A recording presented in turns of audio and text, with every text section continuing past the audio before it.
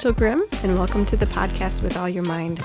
I'm here to help us understand the Bible with cultural and historical context, linguistic info, and other cool stuff. Enjoy.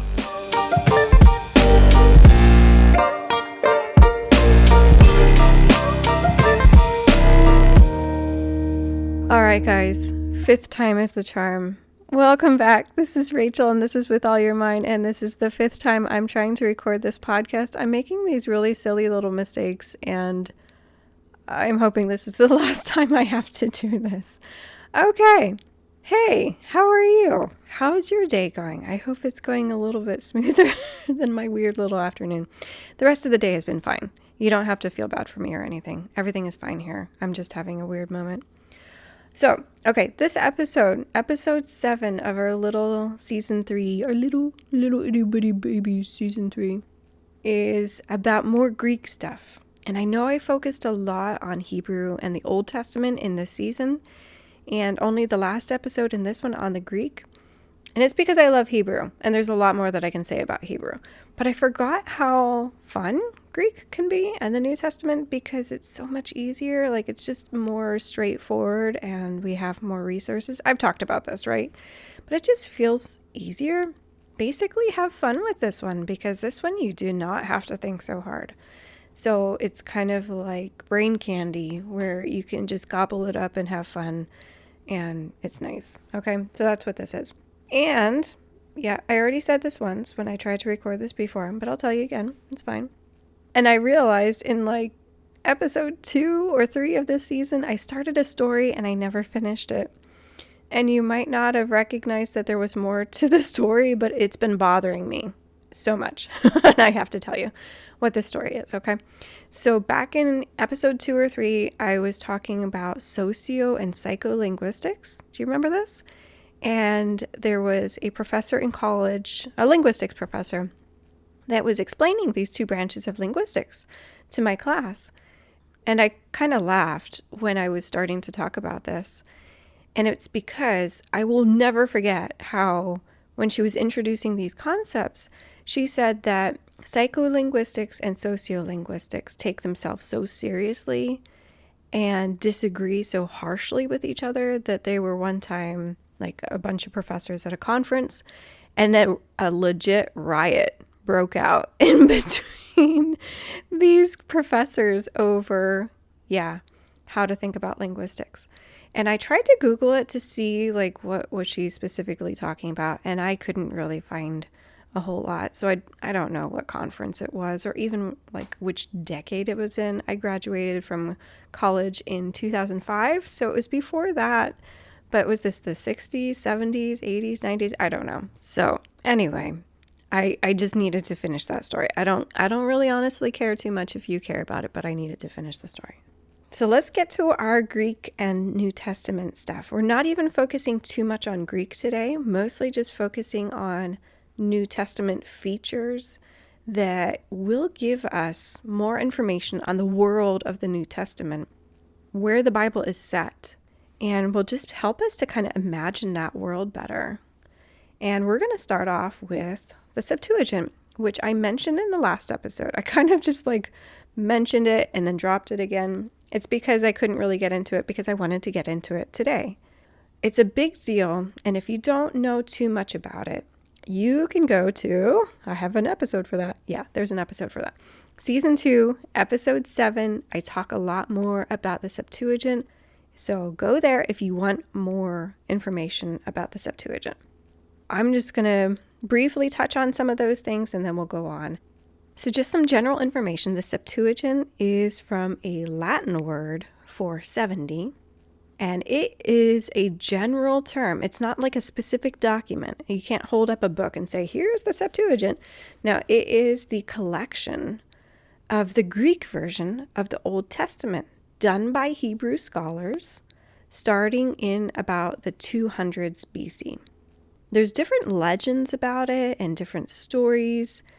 It got its name, Septuagint, because one of those legends is that there were 70 Hebrew scholars that were invited to Egypt to basically translate the Hebrew Old Testament into Greek. There was a big Greek-speaking population of Jews in Egypt. There's lots of archaeological records for this. You can look it up. Egypt was controlled by the Greeks at this time. Okay?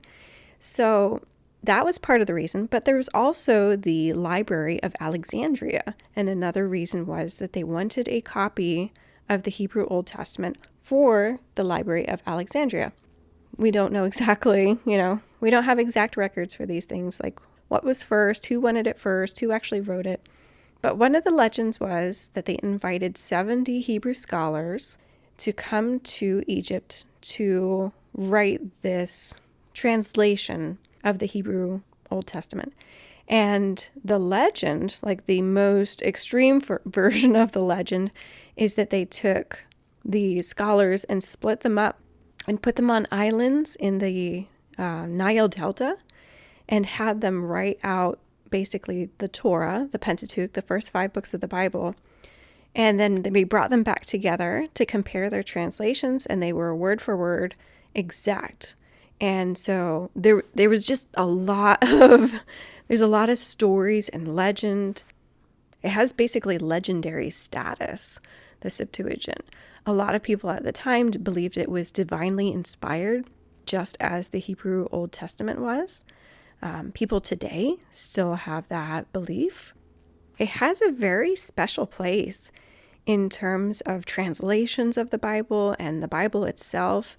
It's kind of its own little special creature, and it still plays a huge role in Christian interpretation of the Old Testament to this day. It's a big deal. It's a really big deal. And we'll get into that a little bit more later. So basically, when the Septuagint was first written, it was probably just the first 5 books of the Bible that were translated into Greek in the 200s BC. And then it was slowly added onto, and the whole Hebrew Old Testament completed before Jesus was born. It was definitely done before Jesus was born. And we don't know many more specifics about it, but here's the cool part. We still do have manuscripts from that time period, direct evidence, which is so cool, of the Greek version, the Greek translation of the Old Testament from before the time of Jesus. So why mention this at all, though? We know it's important for now, just because I said so. But what does it matter? It does matter for cultural influences on the New Testament, because it was written before the New Testament was written. And we know that Jesus and the New Testament authors quoted from the Septuagint, the Greek Old Testament, perhaps along with, or maybe instead of, the original Hebrew version. How do we know that? Well, if you've ever read a New Testament quote of the Old Testament and thought, I don't remember it being quite that way, you're right. You're right. Now, there's 2 reasons for that. Number 1, sometimes New Testament writers paraphrased just a tiny bit. Sometimes they only quoted part of a passage and then put it together with a different passage. But the third option for that is that they could have been quoting from the Greek Old Testament rather than the Hebrew Old Testament. So I have some examples here. In Hebrews 11, the author says, "By faith Jacob, when he was dying, blessed each of Joseph's sons and worshipped as he leaned on the top of his staff." Okay? It's not a terribly well-known passage, but we know that chapter. It's the by faith chapter. And that is a partial quote from Genesis 47:31.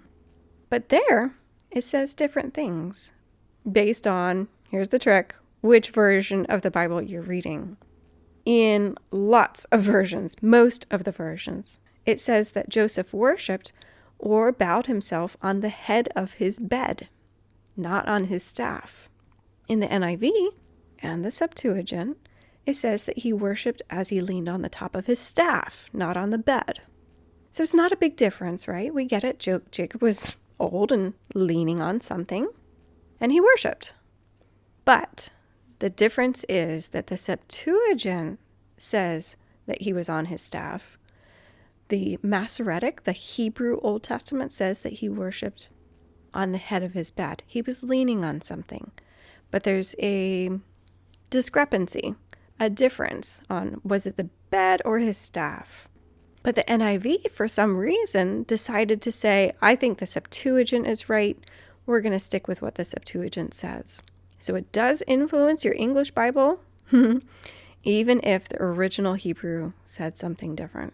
There are other passages that seem to line up with the Septuagint better than the Hebrew text, such as, I'm just going to give you some examples. We're not going to go through them. It's just for you to look up later if you want. Mark 7, 6 through 7, Matthew 21, 16, and many other places. But like everything with the Bible, I'm sorry, not sorry, but sorry, there's debate about this. It's not 100% sure if people were really quoting from the Septuagint. Why is there debate?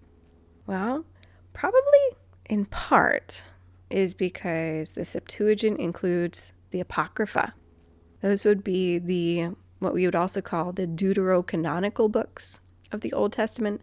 Those are the books that are accepted by the Catholic Church, the Orthodox Church, but not by the Protestant Church. And so Protestants can be prone to push back on anything that uses the Septuagint, that seems to defend it and kind of honor it or give it a place of precedence over the Hebrew text. And Catholics and other denominations can prefer versions that support the Septuagint or accept more of its influence or potential influence. So it's partly Bible politics. Either way, the Septuagint was definitely used regularly and often by Christians and definitely by Greek-speaking Jews of the first century. It was not seen as a bad or weird thing. And we'll talk about what it would mean if Jesus used it in the next episode. Not going to go too much further into it. Oh, but one other thing I wanted to mention is I was just listening to a podcast episode 3 days ago. And it was by this professor, I forget his name. He was doing this project of reading through the Septuagint in a year, kind of like a Bible reading plan of reading through the Septuagint in a year. He was on his second year of doing that.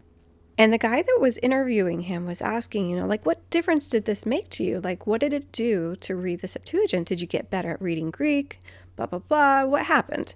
And he was like, oh, yeah, like my reading comprehension, got so much better. But another thing that he mentioned, and I was really surprised at this, he mentioned that when he came across more rare words in the Septuagint, say, and I forget his example, so I'm just going to make something up. Say he saw a word that meant to wash, but it was like a weird one that he'd never seen before. He would look it up, and he started to see where in the New Testament, somebody had used the same word. Oh, I'm starting to remember the story. Hold on. Yeah, I even used this word this week. It was the story with Achan when they were going into the Promised Land. And there was the story of Jericho and Ai and how everything in Ai was supposed to be destroyed, right? But Achan stole something. And the proclamation was, everything is dedicated to God. And Achan stole it, which means he took it, but was it really stealing? It was a kind of stealing, right? I mean, they were coming in and destroying everything. Is it stealing to take something that's not just, should be destroyed? It's kind of a weird stealing. Well, this guy was reading that story and he looked up that word for steal and he said that the English word was more like purloin. And I don't know the word purloin very much, but then he realized it was also in the New Testament. The story that had used the same word in the New Testament was out of Acts 5, and it's Ananias and Sapphira who sell their property and they wanted to donate the money to the church, but they came up and they told the apostles, here's all the money for the property that we sold, and they were lying. And they held something back that they weren't supposed to hold back or be honest about it. And the guy said that he realized that there was a parallel between Achan and Ai and the new church and Ananias and Sapphira. That basically God was doing a new thing, going into a new place with a new plan, and these people were being deceptive with what they were doing in this new environment. And it was this one word for steal that triggered this idea for him. So I had never thought of the idea that perhaps New Testament writers were using words or phrases from the Septuagint in order to trigger the minds of the readers, but that's a definite possibility. It does not mean that we can look at it every time and say, oh, well, Luke used this words to make us think of this passage from the Old Testament. That's way too much going on. But it's a definite possibility, and I'm not the expert to show you any of those things, but I thought that was a very interesting, a little bit more of a thin ice idea that you wouldn't want to rely on a whole lot.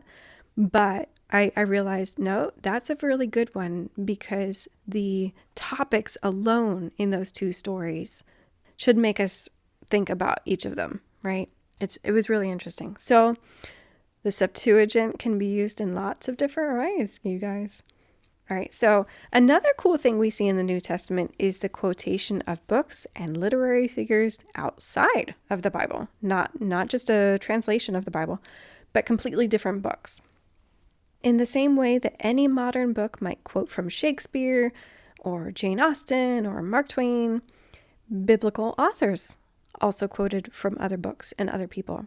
We see this and we barely think anything of it when we don't know the book, such as in the Old Testament, it says that things were written in the book of Jasher or in the book of the Wars of the Lord. We don't even think anything about that. So we know there were other books, and they weren't seen as bad or unnecessary. And the same thing goes for the New Testament. In the New Testament, we know that the book of Enoch is mentioned and quoted in the book of Jude. Another of Paul's letters to the Corinthians is mentioned in 1 Corinthians.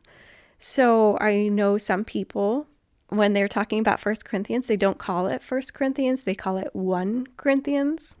And it's because it's not the first book that was written to the Corinthians. It's not the first. You can't call it the first. We don't even know if it was the second. There might have been other letters. We just don't have the first letter. So those are still biblically related books and ideas, things about the Jewish people or about the history of Israel. However, we also know that Paul and others quote and reference Gentile authors. A great and really easy to see example of this is in Titus 1, where Paul quotes what we believe to be Epimenides. So here's the quote. Paul says, "One of Crete's own prophets has said it. Cretans are always liars, evil brutes, lazy gluttons. This saying is true. Therefore rebuke them sharply so that they will be sound in the faith." So Paul is basically quoting this non-Christian author to prove his point that everyone can see how messed up this particular group of people is. And this guy Epimenides was a somewhat legendary figure. He lived about 500 years before Paul. He was a prophet. He's kind of like Aesop in Shakespeare, that he definitely wrote a lot, but we don't know exactly what, and things may have been attributed to him that weren't really written by him.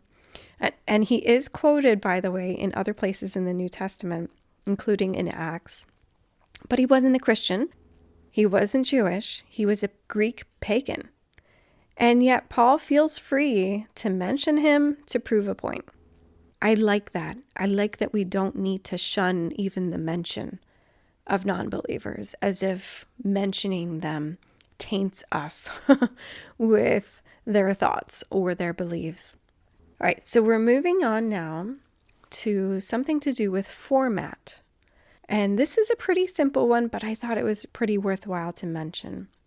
And again, a lot of this I learned from one of my study Bibles. I tell you guys why it is worth it to get a good study Bible. And if you need one and you don't mind it being massive, and there usually are, I really recommend the NIV Archaeological Study Bible. You can find it on Amazon. It's just so good. It's easy to read. It has some pictures, and it just gives you these nice, concise articles that they just help so much. I really like them. But yeah, lots of letters have been found from Greco-Roman times, and we use that term to mean between 800 BC and 500 AD. So it's a huge span of time. But we have letters that have been found on clay tablets, parchment, papyrus, broken pieces of pottery called ostrakhan, because if you broke a pot, that basically became your scratch paper, and other things. And they had the Greek and Roman systems had kind of like a Pony Express system where they had set relay stations where they kept riders and horses and like an inn and a restaurant, basically, not fancy, but still they had relay stations for messengers. And so they had a much better letter system, message system than a lot of other places did. So some examples, letters have been found by Cicero, Pliny the Younger, if you've ever heard of him. And those are from within 100 years before Jesus.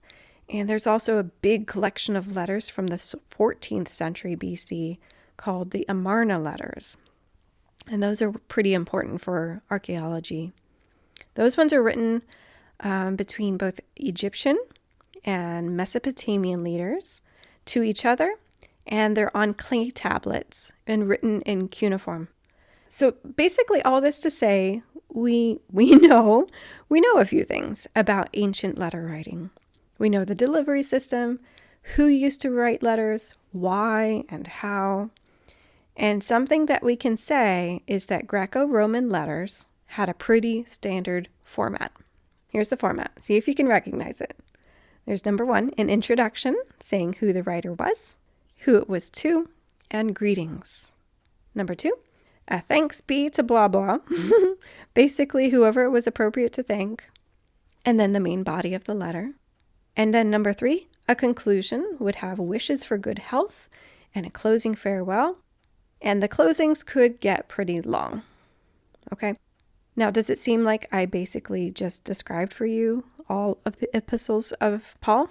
Yeah, because Paul used that standard Greco-Roman letter writing format.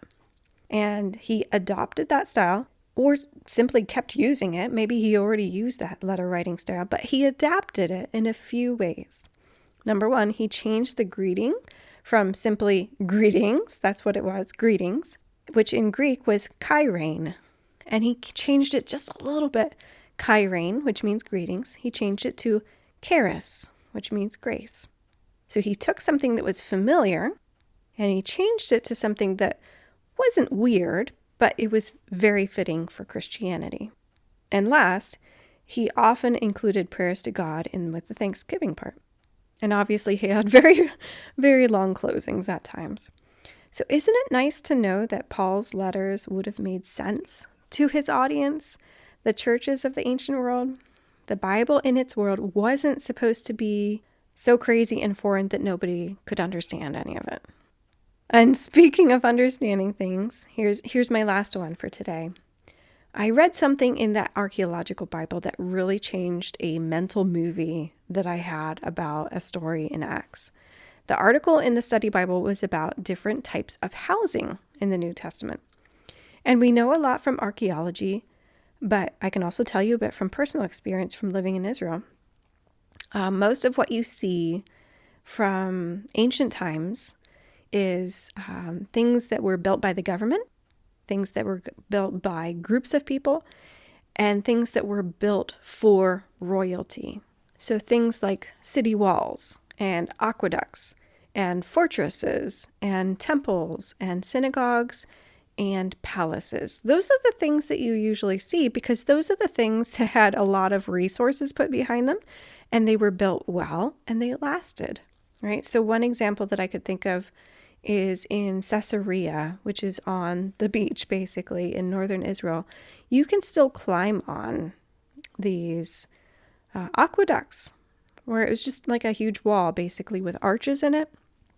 And it's really cool because you can just climb all over it, like it's still there. Not the whole thing, but stretches of it, a mile or so at a time.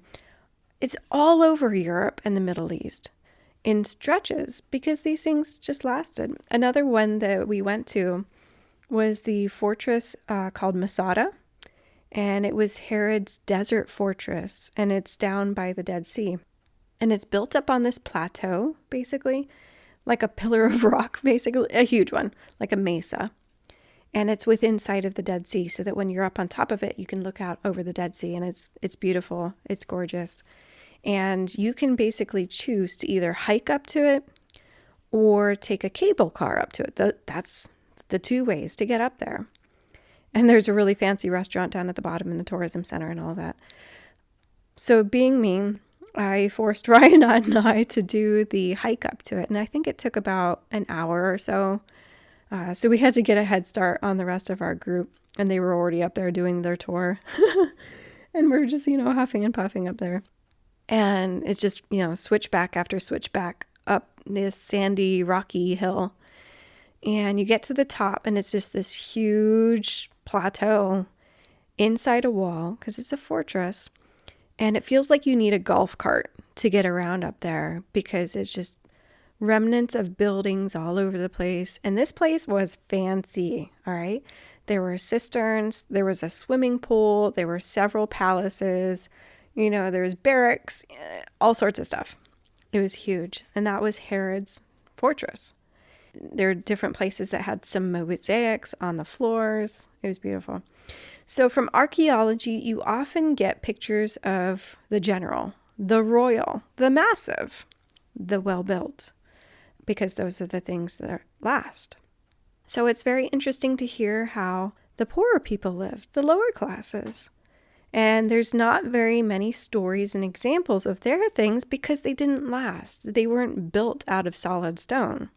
So here's a story that I didn't realize was about a lower class building. Ready? This is Acts 20, 7 through 12. On the first day of the week, we came together to break bread. Paul spoke to the people, and because he intended to leave the next day, kept on talking until midnight.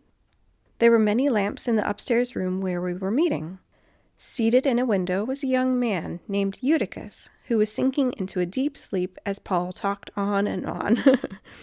When he was sound asleep, he fell to the ground from the third story and was picked up dead. Paul went down, threw himself on the young man, and put his arms around him. "Don't be alarmed," he said. "He's alive." Then he went upstairs again and broke bread and ate. After talking until daylight, he left. So it's a story from one of Paul's missionary journeys. And this happens in Troas. We learned from the story it's Troas, which is a port city in northwestern Turkey, or what it is called in the Bible, Asia Minor. And all that we are really told about the location is that this guy was in the window of a third floor building. And I don't know why. And, well, I know why now. I do know why. Because I only knew about these fancier, bigger buildings. I imagined that this guy was in a fancy, big house. Maybe not quite, palace, but a big building, a nice building with pillars and the window he was sitting on. This is how I imagined it. I imagined that he was sitting on a big, wide windowsill with maybe a terrace outside and, just kind of Mediterranean feeling. Those pictures you have of Greece when you're up above a town and it's all white and blue and there's the ocean. I think that's how I was imagining this. And so I guess I imagined people just kind of leisurely laying around. And so, I was thinking of upper class, nicer, not working class. Then I read in my archaeological study Bible that if it was a 3-story building, it was probably what was called an insulae, I-N-S-U-L-A-E, insulae, an ancient apartment building. There would be stairs on the outside, and so this was a standard kind of building, and I'll describe what the article said about it. There would be stairs on the outside, and it would have no heating, no plumbing, and no sewage, way of dealing with sewage. And it would be a very crowded building where each room would have a family, and it would be lower class people that lived here. It was basically urban ghetto of the Roman Empire. And so when I was thinking about what would this look like to me now with this information, I thought about the book Crime and Punishment. And this is a book by Dostoevsky, and if you've ever read it, it's this really horrible picture of humanity. It portrays misery in this book. Everybody is sick. People don't necessarily have doors. They have like a curtain for a door, and families are just packed into these little rooms in horrible apartment buildings, and there's loan sharks everywhere. And it's just horrible, like depressing. Like, yeah, it's a really depressing book. And so I thought about that. And then I was in Russia in, I think it was 2003. And where I stayed was a hotel. And they were treating it like as a dorm for my group that was there. And it was Soviet style though. Like for them, it was pretty nice, but it was just bare concrete floors, bare concrete walls. And I was there in the summer, so it was fine. But I would not want to be there in the wintertime. And I was just thinking, like, that's what this feels like to me now. It does not feel like a Mediterranean villa anymore. It feels like a Russian Soviet apartment building. So Paul was not teaching in some really nice house that had lots of floors. He was teaching in the ghetto or Soviet apartments, however you want to think about it. Like we mentioned in the last episode about the triclinium, how that's upper class. Now we're getting the other side of the lower class. Paul wasn't afraid to get into what did this look like? People crammed in? Was it really hot, especially with all those lamps up there? And the kid was just trying to get to some fresh air. And, disease runs wild in places like that because you can't clean up so well. People are so close to each other. It's easy to get things like lice and bed bugs. So you imagine Paul now in this room with people that might have lice or bed bugs or pneumonia, because I'm thinking of Dostoevsky probably and Crime and Punishment. But it's like, this is not the picture of the Last Supper in an upper room, basically having dinner in a nice calm setting. This is in a poor apartment that is not necessarily comfortable. And I looked up Troas at this time, and it was possibly a city of about 100,000 people. So it's not some little town that had like one apartment building. So all of these ideas, they're a little bit off the beaten path with the other things we've been talking about that were more linguistic focused, more about the effect of language on what we're reading. This is more about the culture, the environment around the New Testament. But I thought it was just too interesting not to share. So up next, in our last normal episode for the season, unless you guys want to do a Q&A, and I'm going to close it now. This is the last day that you can throw anything at me that you want. Up next, though, what does this mean for our perception of Jesus? Does this change anything for what it means that Jesus ate at a triclinium, that Paul taught in the ghetto, that biblical Hebrew does not have a word for yes? What does this mean about Jesus? Okay? So come back next week. I promise you it'll be worth it. Really good stuff. Okay? So I look forward to it with you guys. I hope you have a great day, and I'll talk to you later. Bye.